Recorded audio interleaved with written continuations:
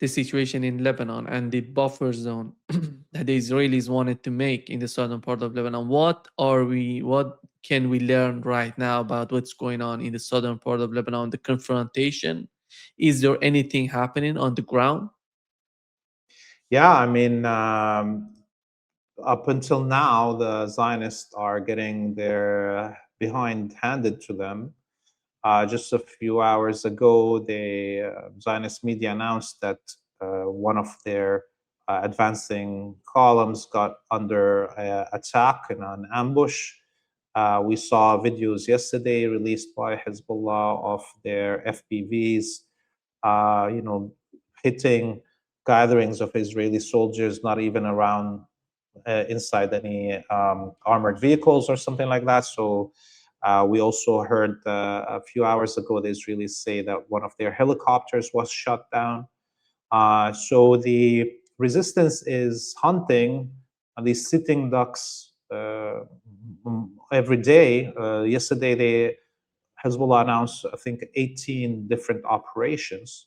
And so when we look at the output of videos that are coming out from Hezbollah, statements, as well as the admittance of these Zionists, it's clear that they are suffering huge losses. They're unable to advance anywhere they want. Every day during the day and every night during the night, they're getting bombarded. There's no air defenses that can protect them. Announcements from the Israeli military just over the last 2 days, they said there are multiple new tactics to defend themselves from FPVs or drones have all failed. We even watched one of those videos from an FPV go through this protection net that the Zionists put around their tanks and blew up the tank. So nothing is working for them. And because there is no fortifications in South Lebanon where these Zionists are advancing to, they are easy targets. There's no air defenses to fight off any attacks on them. And the numbers of Israeli tanks that have been destroyed in South Lebanon now is over 250 tanks. This is a huge number, yeah. And every day we see more and more of them. This is, of course, because of these losses, the Zionists keep on increasing their attacks on civilian sites. We saw yesterday, at least 20 Lebanese people being martyred in different attacks on villages in the south of Lebanon. This is the only response that the Zionists have to their military failures is to increase the human price on civilians in Lebanon. But that's not going to change anything on the battlefield. And this is, I think, where they're stuck, the Zionists.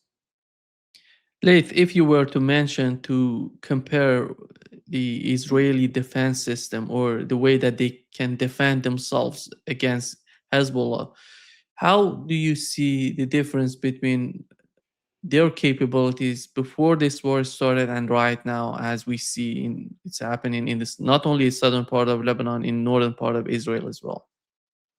Yeah, so we look at the 66-day war in 2024. Obviously, the Israelis had at that time the whole West behind them, and they were not busy attacking Iran. And so in that 66-day war, with all that full capabilities that they had, they weren't able to advance much beyond the first line of villages, and the main villages like Al-Khiyam and others, they were unable to occupy. And so that was 2 years ago. Now, the Israelis, according to their own admittance, they lost already 1,000 tanks inside Gaza and in Lebanon in the 66-day war. So now they're coming in with a weakened military, with the vast majority of their most advanced tanks destroyed in Gaza and Lebanon in the last round of war, with their reservists overstretched, and many of their generals either killed or dead in Gaza and in Lebanon during that first wave, and many of their skilled soldiers have left the country. And so they're depending more and more on a younger fighting force, the Israelis.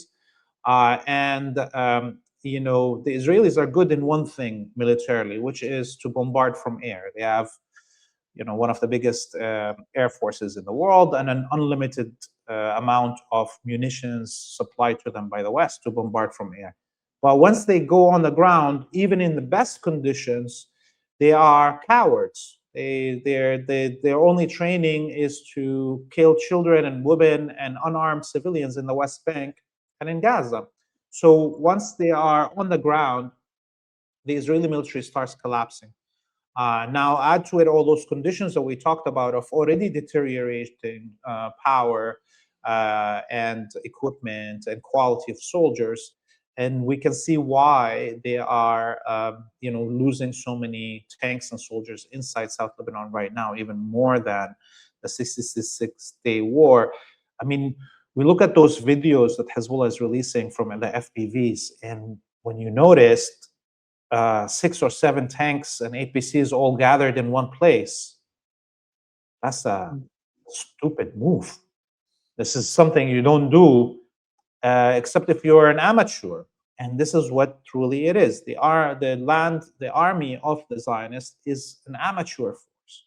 So they're gathering their soldiers in homes that they're occupying, that are the only homes that they're leaving in a village that they've already destroyed. So it's even an easy target as a gathering point for the soldiers. So there is zero tactical assessments that are working for the Zionists, and they are putting themselves in situations that are making them very, very easy targets. And that's because of the deterioration of the quality of equipment that they have and the deterioration of the quality of the soldiers. From what we've seen so far with the case of Hezbollah and its capabilities to fight back, because you remember when when Bashar Assad, was removed from power in Syria, many people were somehow arguing that this is the end for Hezbollah and they cannot fight back. How is the situation with Hezbollah and their capabilities today? We look at, again, the videos that are being released from Hezbollah, and it's clear that they have, restocked their weapons, that whatever the Israelis destroyed in the first wave of the war in 2024 was, very marginal in terms of the amount of rockets or drones, warehouses that the Israelis were able to destroy. And we're seeing Hezbollah use drones, FPVs, guided missiles, ballistic missiles, hypersonic missiles. Those are all clear indications that the stockpiles of Hezbollah are very healthy. It seems like the collapse of Syria under the control of the Wahhabis gave more motivation for Hezbollah to be truly able to sustain itself without direct, supply route through Syria. So I think what we saw, and we may probably get proof of this in the next few years as things become more clear, that Hezbollah maybe has accelerated its ability to manufacture at home here these weapons. So there must be right now, as we saw from those videos, the Hezbollah fighters were putting together these FPVs piece by piece, soldering and so forth. So there's whole manufacturing lines inside Lebanon right now that makes it not have to worry about supply routes through Syria or through the Mediterranean, which is controlled by the UNIFIL here, the United Nations forces, their navy that is controlling all the entry of boats and ships into Lebanese waters. So I think Hezbollah has now reorganized itself to make sure that it can sustain resistance without anything having to be shipped to the country or go through Syrian territory since the fall of the Assad government. And so sometimes, as we saw with Iran over the last 30 somewhat years, sometimes these blockades and sieges are a blessing in order to nationalize and indigenize technologies in a country that is under attack by the imperialists and the Zionists. Laith, there are people who are arguing that Hezbollah, can be redefined within the system in Lebanon. How do you see the people in Lebanon feeling about Hezbollah and the future of Hezbollah and the future of country, considering this sort of the government they have and the combination of both Hezbollah and the government? Because we know how the West is investing and trying to do everything to put pressure on Lebanon to bring some sort of civil war in Lebanon. But how do the people feel about what's going on in Lebanon?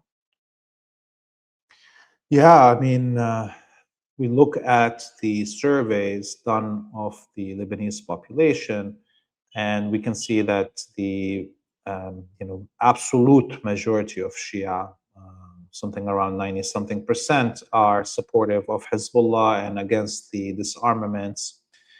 Similarly, in the Sunni population, over 70 somewhat percent of the Sunni population, again, as an absolute majority, is against the disarmament of Hezbollah and against the normalization with the Zionist colony. And within the Christian population, it's over 60%. Even in the Maronite sect, which is the closest to imperialism. And for those who don't know, there's a lot of Orthodox and Catholic and Chaldean and Assyrian Christians in Lebanon. It's not only Maronites. So even in the Maronite population, over 60% are against the disarmament of Hezbollah and or the normalization with the Zionist colony. So I think both the valiant resistance that Hezbollah put, that showed that the efficiency of resistance, how you can actually resist the United States and the Zionists, even with a small population and a small territory like Lebanon, effectively, as well as the unhindered massacres that ISIS HTS committed inside Syria after the collapse of the Assad government, have reinforced that feeling within the Lebanese population. The Christians, the Druze, the Alawis, even the Sunnis of Lebanon, when they watched how the religious sites and the religious leaders and communities were targeted, even when we talk about the Sunnis being the vast majority of Syrian Sunnis and Lebanese Sunnis are Sufi, and the Sufi preachers and seminaries were attacked immediately by HTS after taking over the government, and many of those imams were killed.